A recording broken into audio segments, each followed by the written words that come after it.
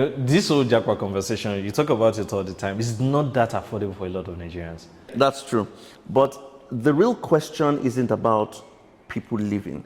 It's whether staying would cost you more. You see, it's like hope is completely dead in Nigeria. People are building stuff. I've seen creators, tech founders, even farmers turning things around in the country. Sure, but how many? Let's be realistic.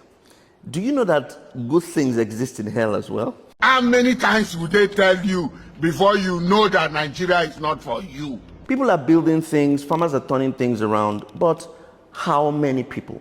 Whatever you think you've achieved or you can achieve right now in this country, if you move abroad or when you move abroad, potentials increase up to 10 times.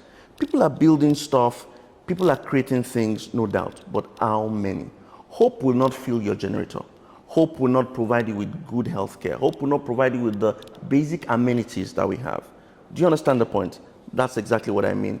You cannot keep pouring from an empty cup. Fine, but is the answer always to leave? There's power in staying, in creating something meaningful despite this chaos. It's not everybody that I've seen that have left that are actually living as fully as they did when they were here. Yeah, sure, you're not wrong. But staying out of guilt or national loyalty when your mental health is hanging by a thread, that's not strength. Look, people have been building these countries for many, many years. Look at our forefathers. Nothing has changed. Do you think you're better than them or stronger than them? You're not Bob the Builder. In fact, someone came and said that it is his turn to lead this country and there's nothing you can do about it.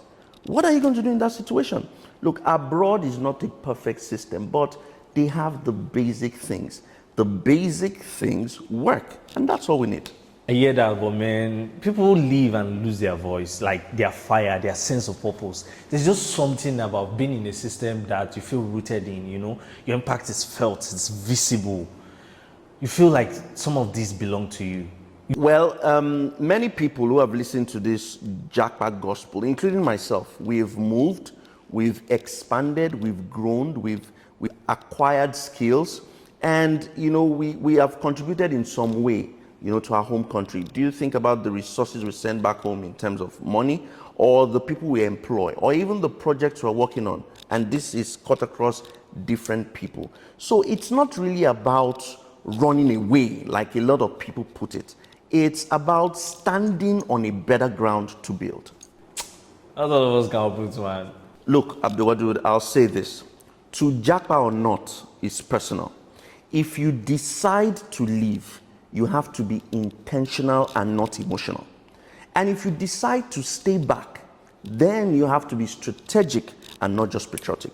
So whether you go or stay, the goal is to grow, not to just escape or endure blindly. So growth is the real destination.